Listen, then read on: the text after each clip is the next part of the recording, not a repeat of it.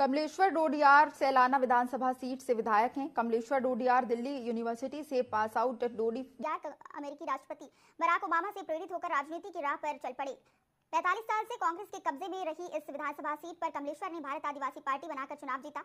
मध्य प्रदेश की 230 विधानसभा सीटों में कांग्रेस बीजेपी के अलावा अन्य दलों से जीतने वाले वे इकलौते विधायक हैं। विधायक कमलेश्वर से जिंदगी के अप एंड डाउन के साथ सफल हो विधान भवन तक पहुंचने तक के सफर के बारे में उनसे खास बातचीत की हमारे वरिष्ठ संवाददाता प्रिंस गुप्ता ने। आज मैं आपको एक ऐसे शख्स से मिलवाने वाला हूं जो 33 साल के हैं और समाज सेवा का जज्बा अपने अंदर रखते हुए निरंतर आगे बढ़ते रहे। लेकिन इस बार के विधानसभा चुनाव में उन्होंने विधानसभा का चुनाव लड़ा और सैलाना विधानसभा सीट से विजय हुए। जी, मैं बात कर रहा हूं आदिवासी भारत पार्टी के जो उम्मीदवार थे और अब विधायक हैं सैलाना से, कमलेश्वर डोडियार जी। डोडियार जी, आपका बहुत स्वागत है। सबसे पहले तो मैं आपसे ये जानना चाहूंगा, पॉलिटिकल बातें तो काफी हो गई कि एक इकलौते आप निर्दलीय विधायक हैं, लेकिन विधायक बनने से पहले की अगर हम बात करें, उस वक्त की बात करें जब आपने इस ओर आगे बढ़ने का अपना कदम बढ़ाया और तमाम जीवन के उन संघर्षों से दो चार हुए, आप कैसे मन में आपके ये आया कि इस तरफ जाना है और ये करना है?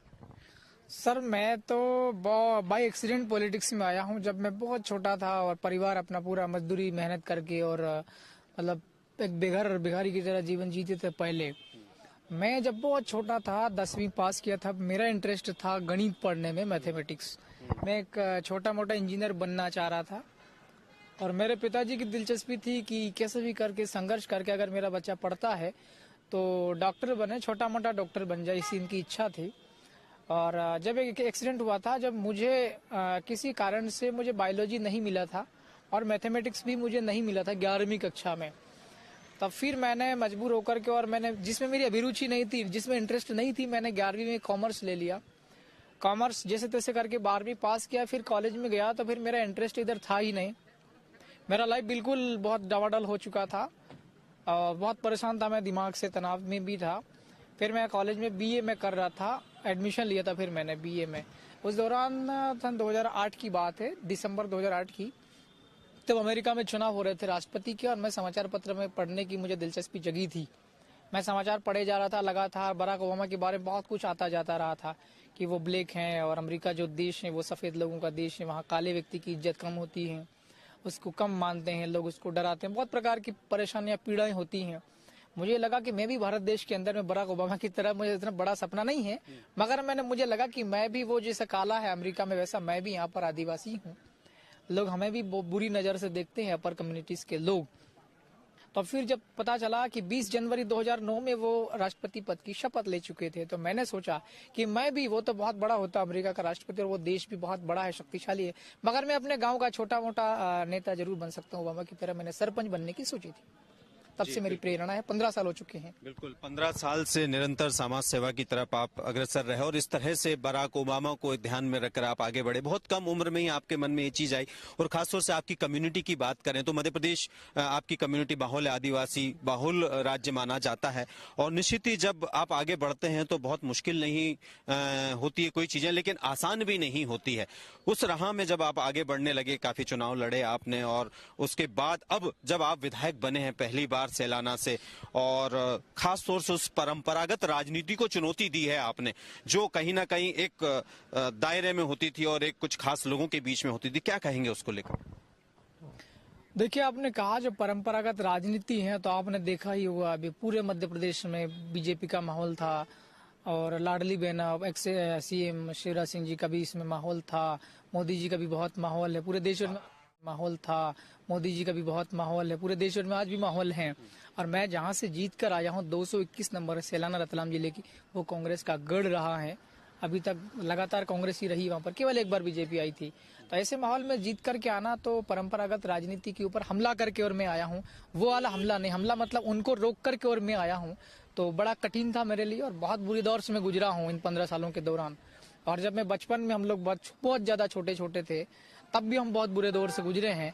तो मुझे लगता है कि अब ये जो चुनौतियां है मेरे लिए बहुत बड़ी चुनौतियां नहीं है। चुनौतियां बड़ी नहीं है, लेकिन एक मामूली से परिवार का लड़का जब आगे बढ़ने की सोचता है और कुछ करने का मादा रखता है और ऐसे लोगों के बीच में राजनीति के बड़े बड़े जो दिग्गज है उनको चुनौती बनकर सामने खड़ा होता है, तो कहीं ना कहीं ऐसा भी हुआ कभी आपको कि समझाया गया हो उस ओर से या राजनीतिक जो बड़े नेता हैं उनकी ओर से कि मत आइए इस तरफ, आगे मत बढ़िए, क्योंकि आपका कहीं ना कहीं लोगों से कनेक्ट बढ़ता जा रहा था उस क्षेत्र में अपने कम्युनिटी के लोगों के बीच में, तो ऐसी भी कभी कोई धमकी मिली हो, कभी कुछ ऐसा हुआ हो कि नहीं आप यहाँ के लिए नहीं, आप वही रहिए जहाँ पर हैं आप? सर बहुत समझाया मुझे लोगों ने, बीजेपी और कांग्रेस के जो मेरे प्रतिद्वंदी लोग थे कॉम्पिटिटर, उनने बहुत समझाया, मैं नहीं समझा उनसे, मैंने अपने राजनीति नहीं रोकी, अपना संघर्ष लोगों के बीच में अपना जो एक तैयारी होती, जड़ें जमानी होती राजनीति की, उसे मैंने नहीं रोका। तो फिर डराने धमकाने वाली भी कोशिशें हुई और लोभ लालच प्रलोभन देने की भी कोशिशें हुई, फिर भी मैं उनके लोभ लालच में नहीं आया।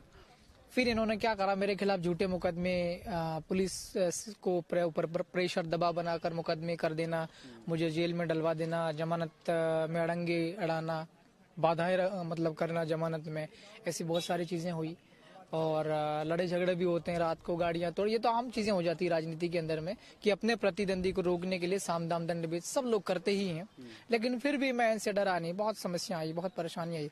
एक तरफ आर्थिक रूप से मैं रोटी पानी के लिए जूझ रहा था तैयारी करने के दौरान ही, और दूसरी तरफ ये लोग सता रहे थे मुझे, मेरे प्रतिद्वंदी, और तीसरी तरफ मेरे संगठन के लोग मुझसे नाराज रहते थे और बगावत करते थे, मैं अकेला पड़ जाता था। तो मुझे अनुभव है कुछ भी हो जाए दुनिया की, कुछ सारी शक्तियां मेरे अगेंस्ट में हो जाए, पूरी कायनात मेरे खिलाफ हो जाए, फिर भी मैं आगे चलता ही जाऊंगा, इतना विश्वास है। बिल्कुल, कोई भी खिलाफ हो जाए आप आगे चलते ही जाएंगे। पीला गमछा, आदिवासी भारत पार्टी, और उसमें फिर इकलौता वो विधायक बनकर आता है 33 साल का युवा। बहुत सारे स्वप्न भी होते हैं कि युवा अवस्था में, और बहुत कुछ करने का मादा भी होता है, कुछ करने की ख्वाहिश भी होती है। आपको लगता है कि जब आप विधायक बन गए हैं और एक तरह से उन तमाम लोगों के लिए एक उदाहरण बन गए हैं जो कुछ करने की कोशिश करते हैं और फिर भी हताश निराश हो जाते हैं, क्या कहेंगे कि वाकई ये चीजें की जा सकती? मैं जो हताश निराश परेशान, जिन्हें दबाया जाता है, जिन्हें प्रताड़ित किया जाता है, सताया जाता है, उन लोगों को भी मैं यही कहना चाहूंगा कि जैसा मैंने किया है इन बुरे दौर से, जिस तरीके से मैंने हैंडल किया, टैकल किया है, मैं आपको बता दूं कि मैं 15 साल का संघर्ष है, मगर मैं लगातार घर पर 15 दिन भी न रहा हूं। मैं घर से बाहर ही रहा हूं, रोटी मांग के खाया हूं, आज इस गांव कल उस गांव, जहां बहुत अंधेरा पड़ गया, रात की 9-10 बज गई, वहां सो जाना, सुबह जल्दी उठना, उस जहां मैं रुका हुआ रात वहां के लोगों से मिलना, उनकी समस्या जानना समझना, सुलझाने का प्रयास करना, फिर अगले गांव में निकल पड़ना। एक साधु की तरह मैं जिया हूं बहुत लंबे समय तक। और आर्थिक समस्या तो बहुत लोगों को आती है, मेरे अकेले को ही नहीं आती है, लेकिन मुझे शायद बहुत ज्यादा आई थी। तो जो लोग परेशान हैं, जो मेरी ही तरह और भी परेशान लोग, उन्हें मैं इतना ही कहना चाहूंगा कि मेरे इतिहास को थोड़ा सा उठाकर देखा जाए, पिछले 5 सालों का कम से कम, और अधिकतम पिछले 10 सालों का ही आप उठाकर देख लेंगे मैं किन दौर से गुजरा हूँ और किन हालातों का सामना करके मैं आगे बढ़ा हूँ। मेरा ऐसा ही नकल करेंगे तो भी समस्याओं का समाधान हो जाएगा और बहुत पीछे का आदमी आगे आ जाएगा। बिल्कुल सही बात कही आपने कि आप कोशिश कीजिए तो सब पा सकते हैं। लेकिन यहाँ इस विधानसभा के इस भवन की अगर हम बात करें, जहाँ अब कमलेश्वर डोडियार खुद विधायक हैं सेलाना से, यहाँ आप पहुंचे हैं तो कई मंझे खिलाड़ी राजनीति के आपको यहाँ मिलेंगे, और निश्चित ही जब आप सदन में होंगे तो अपनी बात भी आपको रखने का मौका मिलेगा, लोगों की समस्याओं को सुलझाने का मौका भी मिलेगा। इतने सारे मंझे हुए खिलाड़ियों के बीच में कमलेश्वर डोडियार इस भवन में कहाँ देखते हैं अपने आप? मैं इस भवन में, जैसी मेरी कुर्सी तय करी थी यहाँ के माननीय लोगों ने, मेरी कुर्सी वहीं रहेगी, सबसे पीछे है, लेकिन मैं सबसे पीछे से ही बोल करके और सबसे आगे तक आवाज पहुंचा दूंगा। इसी सदन के अंदर रहकर पूरे मध्य प्रदेश के सभी वर्गों के, चाहे वो किसी भी कास्ट का हो, किसी भी प्रकार के व्यापार व्यवसाय करने वाला हो, किसी प्रकार के पेशे वाला व्यक्ति हो, सभी की आवाज को मैं बुलंद करूंगा और यहाँ गलत नीतियां मैं बनने नहीं दूंगा। बिल्कुल, यानी कि आप मुखर होकर बात करेंगे और इस सदन की गरिमा के अनुरूप जनता ने जो विश्वास जताया है आपके ऊपर, उस पर आप खरा उतरेंगे। ये बात तो सही है, लेकिन कई इल्जाम भी इस बीच में आपके ऊपर लगते रहे कि आप हवाई यात्रा करते हैं, लेविस लाइफ जीते हैं, पैसों की कोई कमी नहीं है, सिर्फ भावनात्मक इस तरह की चीजों को अपनाकर ऐसी बात करते हैं। आप क्या कहेंगे लोगों से कि वाकई जो बातें प्रचारित की गई है सोशल मीडिया और तमाम माध्यमों से, वो सही है या गलत? सर, मैं 4 बार बैठा हूँ, मेरे ख्याल से अभी एक बार फिर मैं दिल्ली गया था चुनाव के जस्ट बाद में। तो मैंने पहले भी कहा है कि मेरे एक मित्र हैं डॉक्टर आनंद राय, पहला टिकट उनने मेरा करवाया था हवाई जहाज का। उसके पहले मैंने सिर्फ आसमान के ऊपर हवाई जहाज उड़ता हुआ देखा था, करीब से मैंने कभी देखा नहीं था। डॉक्टर आनंद राय का मेरे से भी काम था और मेरा भी उनसे काम था। तो मेरी उपस्थिति वहाँ इंदौर में, दिल्ली से इंदौर मुझे ले गए थे फ्लाइट में, पहली बार में टिकट उनने ही करवाया था। दूसरी बार का टिकट मेरे ससुर जी ने करवाया था, वो बाई प्रोफेशन वो टीचर है, मेरे साले जी की मन्नत का कार्यक्रम था, वहाँ गया था मैं, अपना तिरुपति बालाजी आंध्र प्रदेश गया था मैं, तब बैठा था दूसरी बार में। और तीसरी बार मेरे वकील साहब जो थे, मैं इंटर्नशिप करता था पढ़ने के दौरान में, उन्होंने कुछ पैसा दिया था, कमलेश फाइल वगैरह मेंटेन करता, संभालता, ऑफिस का काम देखता है। तीसरी बार का टिकट उन्होंने कहा था। चौथी बार का टिकट जो है वो मेरे कार्यकर्ताओं ने करवाया था। अब चुनाव हो चुके हैं और आप लोग यहाँ से इंदौर से अपना जहाँ घूमने फिरने, तो मैं चला गया था दिल्ली में घूमने फिरने के लिए। 4 बार तो बैठा हूँ जहाज में, मैं लोगों के पैसे से बैठा हूँ। जी बिल्कुल, बहुत बड़ी बात है कि एक आम युवक विधायक बनता है और उस बीच में थोड़े बहुत विवाद भी जुड़ते हैं। और खास तौर से अगर हम बात करें लेविस लाइफ की, तो उसमें कोई बहुत ज्यादा सच्चाई नहीं है। माता पिता बहुत निम्न परिवार से हैं, बहुत संघर्षों से उन्होंने आपको आगे बढ़ाया, पढ़ाया, लिखाया, पढ़े लिखे हैं विधायक आप कानून के ज्ञाता भी हैं, कानून की जानकारी भी रखते हैं।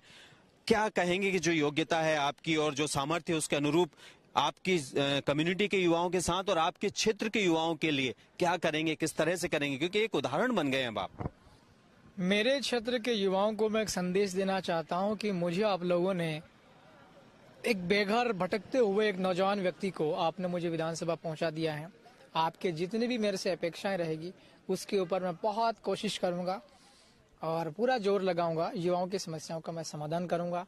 और जो युवा मध्य प्रदेश में मेरी ही तरह यहाँ विधानसभा आना चाहते हैं, उनके लिए मैं सिर्फ एक चीज कहना चाहूंगा, यहाँ धैर्य रखना पड़ता है राजनीति में।